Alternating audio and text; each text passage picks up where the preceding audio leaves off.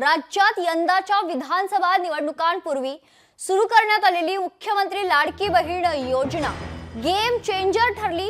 या योजनेतून महिलांना दर महिने 2100 रुपये कधी द्यायचे ते आर्थिक बजेट पाहून निर्णय घेऊ, असं अर्थमंत्री अजित पवार यांनी यापूर्वी म्हटलं होतं।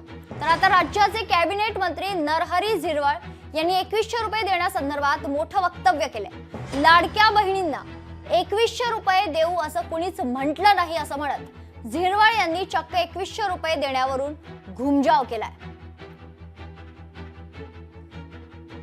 2100 रुपये कोणी काही असं डिक्लेअर केलेलं नाही, हे द्यावेत।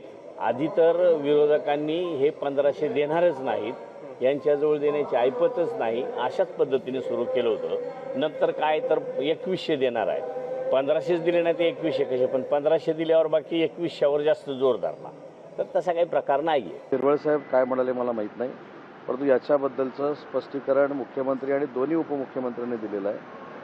जो ज्याला आपण काय म्हणतो अजेंडा तयार करतो आपण निवडणुकीचा, किंवा आम्ही 5 वर्षामध्ये काय काय करणार आहोत हे सांगतो, ते 5 वर्ष त्याला अवधी असतो। त्याच्यामुळे त्या विषयावर देखील व्यवस्थित आमचा अभ्यास सुरू आहे आणि त्याच्याबाबत देखील योग्य वेळी ज्यावेळी निर्णय घ्यायचा असेल हे मुख्यमंत्री आणि दोन्ही उपमुख्यमंत्री घेणार आहेत।